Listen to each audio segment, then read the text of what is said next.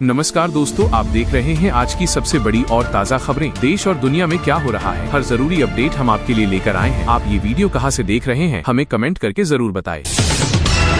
उत्तर प्रदेश में अपराध पर लगाम कसने के लिए पुलिस ने बड़ा ऑपरेशन चलाया है। कई वांछित अपराधियों को एनकाउंटर में पकड़ा गया है। प्रशासन ने सख्ती बढ़ा दी है, जिससे अपराधियों में डर का माहौल बना हुआ है।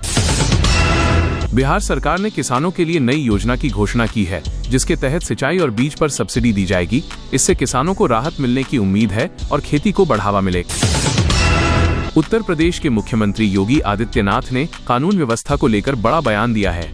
उन्होंने अधिकारियों को सख्त निर्देश दिए हैं कि अपराधियों के खिलाफ तुरंत कार्रवाई हो और प्रदेश में शांति बनाए रखी जाए। सहारा इंडिया में फंसे निवेशकों के लिए बड़ी राहत की खबर आई है। सरकार ने रिफंड प्रक्रिया को तेज करने के लिए नया पोर्टल लॉन्च किया है, जिससे लोगों को उनका पैसा जल्दी वापस मिलने की उम्मीद बढ़ गई है। कम्युनल यानी सांप्रदायिक तनाव को लेकर देश के कुछ हिस्सों में सुरक्षा बढ़ा दी गई है।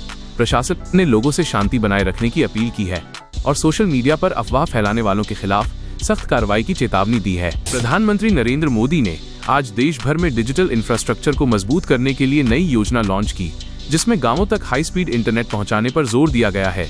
इससे शिक्षा और रोजगार के नए अवसर खुलने की उम्मीद जताई जा रही है। उत्तर प्रदेश के मुख्यमंत्री योगी आदित्यनाथ ने किसानों के लिए नई सब्सिडी योजना का ऐलान किया है, जिसके तहत सिंचाई और बीज खरीद पर आर्थिक सहायता दी जाएगी। सरकार का दावा है कि इससे किसानों की आय में बढ़ोतरी होगी। मौसम विभाग ने अगले 48 घंटों में कई राज्यों में भारी बारिश और तेज आंधी का अलर्ट जारी किया है। खासकर उत्तर भारत और तटीय इलाकों में लोगों को सतर्क रहने की सलाह दी गई है। देश में पेट्रोल और डीजल की कीमतों में आज कोई बड़ा बदलाव नहीं हुआ है।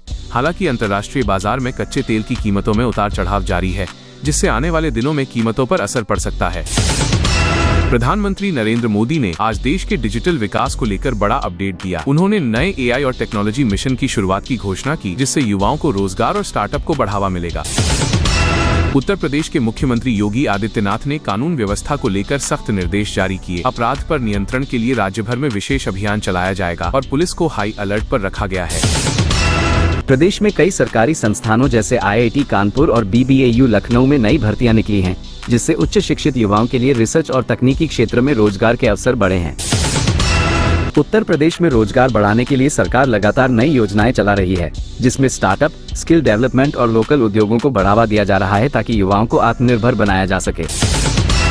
राज्य में अपराध नियंत्रण के लिए पुलिस विभाग में नई नियुक्तियों के साथ साथ तकनीकी सुधार किए जा रहे हैं, जिससे सुरक्षा व्यवस्था मजबूत हो और लोगों को बेहतर कानून व्यवस्था मिल सके। यूपी में शिक्षा क्षेत्र में भी सुधार जारी है। नई शिक्षक भर्तियों और डिजिटल शिक्षा योजनाओं के जरिए छात्रों को बेहतर सुविधाएं देने पर जोर दिया जा रहा है। सरकार ग्रामीण क्षेत्रों में रोजगार बढ़ाने के लिए मनरेगा और अन्य योजनाओं को मजबूत कर रही है, जिससे गांवों में रहने वाले लोगों को स्थानीय स्तर पर ही काम मिल सके। उत्तर प्रदेश में निवेश और उद्योग को बढ़ावा देने के लिए नई नीतियां लागू की जा रही हैं, जिससे रोजगार के नए अवसर पैदा होंगे और राज्य की अर्थव्यवस्था को मजबूती मिलेगी।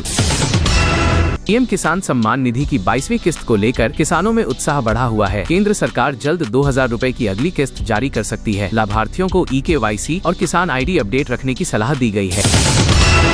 उत्तर प्रदेश सरकार के आगामी बजट में वृद्धावस्था पेंशन और अन्य सामाजिक योजनाओं में बढ़ोतरी की संभावना जताई जा रही है। चुनावी साल होने के कारण गरीब, किसान और महिलाओं के लिए नई घोषणाएं हो सकती हैं।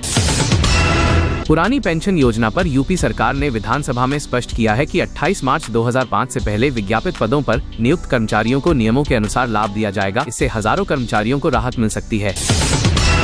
उत्तर प्रदेश होमगार्ड भर्ती को लेकर अभ्यर्थियों में इंतजार बढ़ गया है। नई भर्ती प्रक्रिया जल्द शुरू होने की चर्चा है, जिसमें हजारों पदों पर आवेदन मांगे जा सकते हैं। विभागीय स्तर पर तैयारी बताई जा रही है। यूपी पुलिस और अन्य विभागों की नई सरकारी नौकरियों को लेकर युवा लगातार अपडेट देख रहे हैं। भर्ती कैलेंडर में कई विभागों के पद आने की उम्मीद है, जिससे बेरोजगार युवाओं को बड़ा अवसर मिल सकता है। प्रदेश में पंचायत, नगर निकाय और विकास योजनाओं के लिए नए फंड जारी होने की संभावना है। सरकार गाँवों में सड़क, बिजली, पानी और स्वास्थ्य सेवाओं पर विशेष जोर देने की तैयारी कर रही है। उत्तर प्रदेश के कई जिलों में बिजली कटौती से लोग परेशान हैं। तेज गर्मी के बीच ग्रामीण और शहरी इलाकों में सप्लाई बाधित होने की शिकायतें बढ़ी हैं। ऊर्जा विभाग ने व्यवस्था सुधारने के निर्देश दिए हैं। बलरामपुर समेत कई जिलों में रसोई गैस सिलेंडर की कमी की खबर सामने आई है। उपभोक्ताओं को कई दिनों तक एजेंसी के चक्कर लगाने पड़ रहे हैं, जिससे घरेलू परिवारों को परेशानी उठानी पड़ रही है। उत्तर प्रदेश में बेरोजगार युवाओं के लिए कौशल विकास योजनाओं पर सरकार काम तेज कर रही है। ट्रेनिंग के बाद रोजगार और स्वरोजगार से जोड़ने के लिए नए कार्यक्रम शुरू किए जा सकते हैं। महोबा जिले में अलग अलग सड़क दुर्घटनाओं में किसान समेत 18 लोग घायल हुए हैं। पुलिस और प्रशासन ने घायलों को अस्पताल भेजा है तथा सड़क सुरक्षा नियमों के पालन की अपील की है।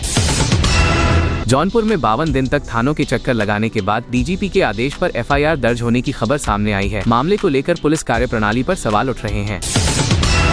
उत्तर प्रदेश में सरकारी स्कूलों और कॉलेजों में नई शिक्षकों की भर्ती को लेकर चर्चा तेज है। शिक्षा विभाग रिक्त पदों का आंकड़ा जुटा रहा है, जिससे जल्द नई भर्ती निकलने की उम्मीद है।